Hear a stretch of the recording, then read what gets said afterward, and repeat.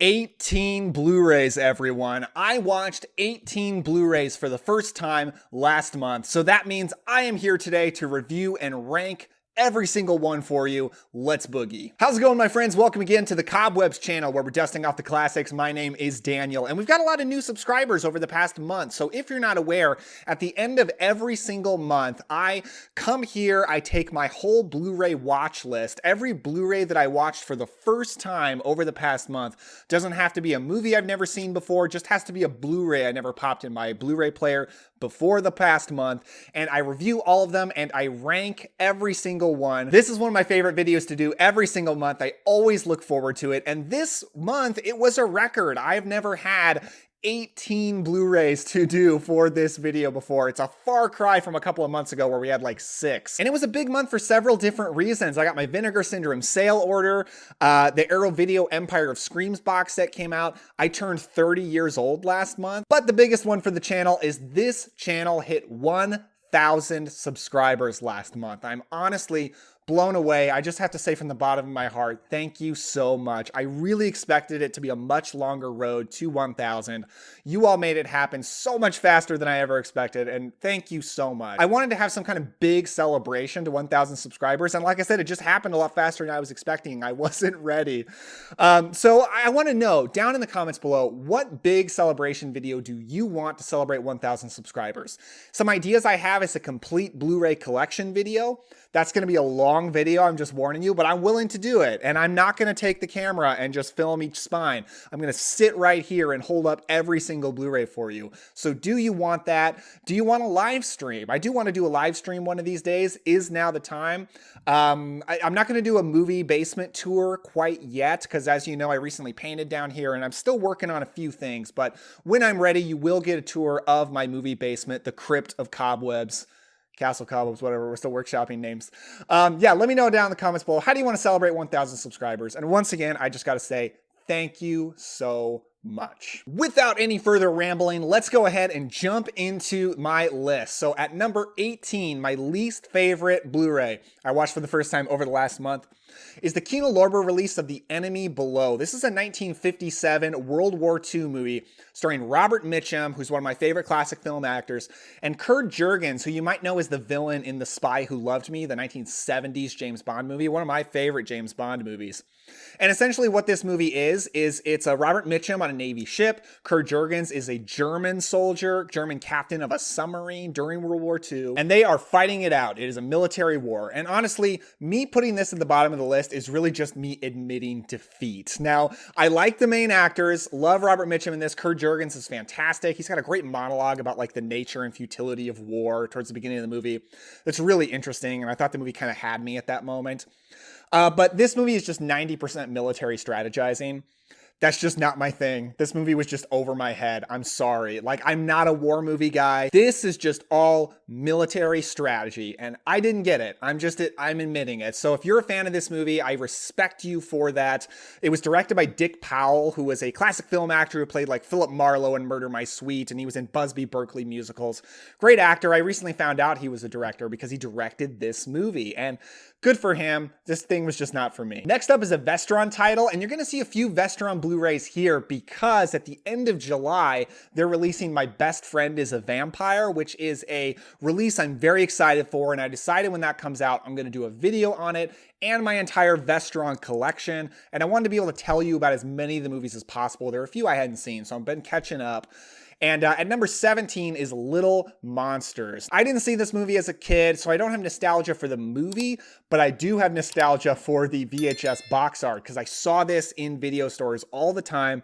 Just never got it for some reason. And I think one reason was I did not like the look of Howie Mandel as the monster. I thought he was just like, off-putting, and I never rented the Blu-ray.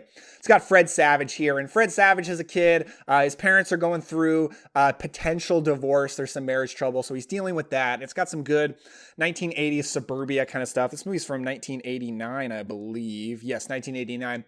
And but he finds out there is a monster under his bed. He makes friends with that monster. The monster takes him down into the monster world under his bed. It's a lot like Monsters, Inc., actually, which is a movie I loved when I was a kid. And this movie it's just okay. I think I kind of missed the boat on the nostalgia for it, because watching it as an adult, I actually liked all the family stuff. I just wasn't so into most of the monster stuff. I thought Howie Mandel was very annoying. I wasn't super on board with his performance. But there is a monster towards the end of the movie that looks like Gabriel from Malignant and gets like his face torn off, and it's pretty gory and scary. I was very surprised to see that in a children's film, so honestly, kudos for that. I think that's pretty cool. So as most of you probably know, the Arrow Video Empire of Screams box set came out last month. I watched all these Blu-rays last month, so they're all going to be popping up here, but I'm going to be talking about them briefly because I did a whole video ranking them that you can check out. I'll link that in the description down below. But at the bottom of that ranking was Robot Jox, which is a Stuart Gordon sci-fi action movie, essentially about a future where countries solve their differences with one-on-one robot fighting. And there are these people named jocks that go in and they fight. And I think this movie is just okay. I'm not that into the robot fighting. It kind of looks like action figures just going and I thought the characters were pretty boring. So not that into that one. Let's see. At number 15, we have got The Hitchhiker. This is a film noir from 1953.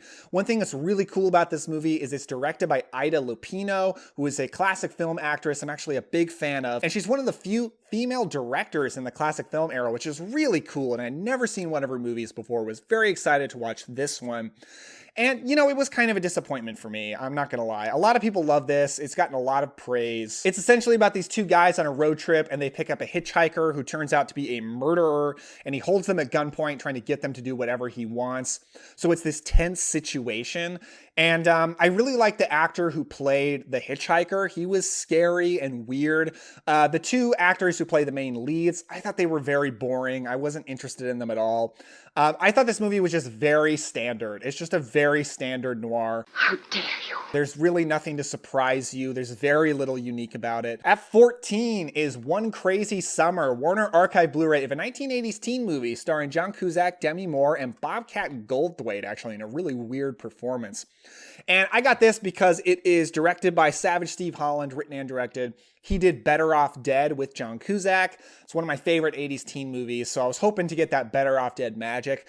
Didn't quite get that, in my opinion. I didn't find it as funny. The humor is just as ridiculous, but less clever, I thought. So I thought it was a lot less funny. John Cusack's basically playing the same character, which is kind of fun. I like Demi Moore in it as kind of a rock star girl, and she's got a band, and all of that stuff is pretty fun. It's a decently fun, like, island beach set teen summer movie. It has that good atmosphere. I just didn't find it super funny, and that's really my biggest issue with it. Not like Better Off Dead, which is hilarious. At number 13 is Cellar Dweller, another film in the Empire box set. This was a second watch for me. I first saw it on the Scream Factory Blu-ray, and I liked it better this time. It's got a great practical monster in it. I thought the main lead was likable enough. It's got Jeffrey Combs at the very beginning of the movie, and that's cool to see. But it's got a really annoying side character named Philip, and the movie's just very slight, honestly, and there's not a ton of story here. But one thing that I really like about it that I didn't mention in my initial review is there's this guy in it who's basically a 1940s film noir detective, just kind of randomly dropped into this movie, almost as like a little joke. And I love the film noir detective through this. I thought that's a fun reference, so enjoyed that. Let's see, I believe we're at number 12. Number 12 on my list is another Vestron title, and that is Steel Dawn. So I checked this out and actually put it in my underrated action movie Blu-rays video that I did last month because I enjoyed this movie. I thought it was pretty good stuff. It's very much a Road Warrior kind of ripoff, very Mad Max-like post-apocalyptic movie, but with the plot of Shane, the classic 1950s Western. It's very much almost beat for beat Shane, but starring Patrick Swayze, one of my favorite actors of all time. This is actually not the last time Patrick Swayze is going to pop up on this list. And it's got some cool action scenes, cool fighting. It's got great production design and costumes. Just story-wise, it's extremely standard, but it's an action movie. So you're here for the action, you're here for the badass hero, and I thought this movie delivered all of those things. All right, next up is the last Vestron title on the list, and this one was a surprise. I was actually surprised how much I enjoyed this movie. And that is The Dentist. So this is the latest Vestron release as of now. It's actually a collection of The Dentist 1 and 2. And I admit I only watched Dentist 1. I haven't seen Dentist 2 yet. I want to get around to it. But essentially what this movie is it's about a dentist played by Corbin Burnson, who I know as the dad from Psych, but he's also in he's in a lot of like faith-based movies these days, I think, which is interesting. But he plays a dentist who is a neat freak, a perfectionist, obsessed with cleanliness, especially with teeth. He's kind of a jerk husband to his young, beautiful wife. And what happens is he finds out that his wife is cheating on him with the pool boy, and he snaps. He just loses it, and he goes on a murder spree, killing people by dentist torture. This is directed by Brian Yuzna, who did like Bride of Reanimator and Return of the Living Dead 3. And essentially the idea of the movie is, hey, going to the dentist is scary. What if that dentist decided to mutilate your mouth and just destroy you? And that's what the movie is. It's got really gross, disturbing practical effects because of that. But honestly, it's a pretty smart movie, and that's what surprised me. I thought Corbin Burnson gave a fantastic performance as this dentist. He's really good. He's clearly very invested in this, even though it's schlocky B horror. And I thought it was a cool, unique movie, and I thought it was a lot smarter than you would think it is. This is actually a Vestron title I took a while to buy, even though I'm collecting them. And the reason is I thought the cover art was so grotesque, like I don't want to look at it. So I'm not a fan of the cover art, but it does sell you on how gross this movie is, so kudos. All right, cracking into the top 10, we have got Dungeon Master. Came in that Arrow Video Empire Screams box set.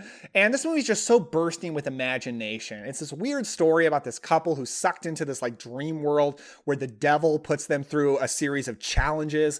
Each challenge is like an anthology segment, like under a different subgenre. Got a post-apocalyptic Mad Max kind of thing. Got a slasher movie, got a zombie movie. And it's so imaginative. I wouldn't so much call it a horror movie, even though it could fit in there. It's kind of like a fantasy adventure film, honestly. And I really enjoyed that. I thought it was fun stuff. Really liked the main actors too. I thought they were plenty likable enough for a movie like that. Another one in the Empire box set, Arena. This was the big surprise of the list for me. It's very much a Rocky kind of a ripoff, or I don't know. It's just that kind of subgenre, that fighter movie formula. But it takes place in space, and our hero has to fight a bunch of scary aliens. Great practical effects. Very likable protagonists. And a movie like this is not going to have fascinating characters, but if it's got likable, natural actors, then that's enough. And this movie has that, so I enjoyed it. At number 8, we have got, The Secret of My Success. I have wanted to see this movie for a long time. It's one of those Michael J. Fox 80s classics. Of course, I love Michael J. Fox movies like Back to the Future. And I love For Love or Money. That's kind of an underrated one I'm a huge fan of. And I've always wanted to see this one, but the Kino Lorber Blu-ray was usually always around $20, and I wasn't quite willing to spend that. But it popped up on Netflix recently, and I'm not a Netflix subscriber anymore, and I told myself I would not re-sign up for Netflix until Stranger Things Season 5, because I don't want to pay for Netflix anymore. It's way overpriced. There's hardly anything I want to watch on there. And I almost broke down and did it, but then I saw this Blu-ray had dropped on Amazon to $12, and I was like, sold. I will gladly pay $12 for this and skip that Netflix subscription. So that's what I did. And I watched it and I liked it. I thought it was good stuff. It's a weird movie where it's got like 13 montages in here. It's packed with montages like it's Rocky 4 or something. But it's about Michael J. Fox, who's from a small town, moves to the big city, to New York City, and he wants to make it big in big business. And it's about his climb to the top. But his climb to the top is pretty weird, including relations with his aunt. Very strange stuff.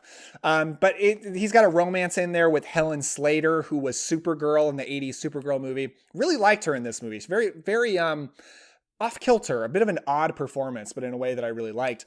Michael J. Fox is his typical Michael J. Fox self. Super lovable. You gotta love him. This is just an entertaining, fun 80s movie with a lot of good music. That's why I didn't mind the montages. Lots of good music all throughout it. So I thought it was good stuff. I like For Love or Money better. Maybe that's a hot take. They're a little bit similar, but I thought that was a better movie. Okay. Number 7, we have got Silent Rage. So I said last month that I'm trying to get through more of these Mill Creek retro VHS Blu-rays because they're so cheap. I bought a lot of them over the years and hardly watched any. I would like buy it, put it on the shelf, forget about it. Trying to watch more of these. So this is the one that I watched last month.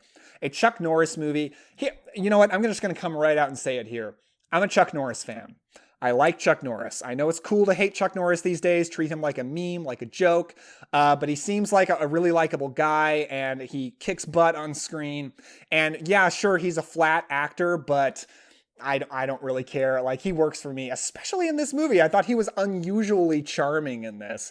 He's got a romance in there that worked for me. I thought it was kind of sweet, but also there's a love scene montage that is so over the top, so 80s. It was hilarious in all the best ways. Just the kind of cheese that I crave. But this is an action movie meets a slasher film. There are parts of this movie that feel like a Halloween ripoff of this guy killing people in their house. And but it's like if Halloween had Chuck Norris as the cop instead of the sergeant in Halloween. And he, you know, good fight scenes. He kicks a lot of butt. There's a barroom fight scene that is awesome in this movie. So good. And I really like this movie. I enjoyed it a lot. I already kind of want to rewatch it. Okay, so last month, probably my biggest video that I did, not in terms of view count for sure, but in terms of length and depth, I did a ranking of Wes Craven's entire filmography. And one that I checked out on Blu-ray for the first time in order to do that was Shocker, which is a 1989 slasher film. Famously, the reason this movie exists is because Wes Craven lost the rights to Freddy Krueger. He wanted to create a new Freddy Krueger, so he tried to do that with Horace Pinker, a serial killer who gets electrocuted and now can possess television sets and kind of possess people. It is a wildly entertaining, silly 80s slasher. So much fun, great soundtrack. It kind of ends 3 times. That was my criticism I gave my Wes Craven video. I felt like it's got 3 different climaxes, but I give them credit. The third climax, the last one, is the best. So it saves the best for last. So it does just feel too long, but I definitely enjoyed that movie quite a bit. Next up is Last Action Hero, and it's Arnold Schwarzenegger action film from 1993. And you know what? I had seen this movie before, but confession, I had not seen it since a full-frame DVD. So I couldn't really see how great this movie looks. Glad that I saw it this time on Blu-ray because it looks amazing. It's a beautiful, technically like perfect movie. So good. What I like about this movie is it's like a Joe Dante movie, but if Joe Dante was obsessed with 80s action instead of 50s monster movies. So it's got that like matinee kind of childlike wonder feel about this little kid who's obsessed with Arnold Schwarzenegger movies. And he goes into an Arnold Schwarzenegger movie with a magic movie ticket, a fake Schwarzenegger movie. It's called Jack Slater.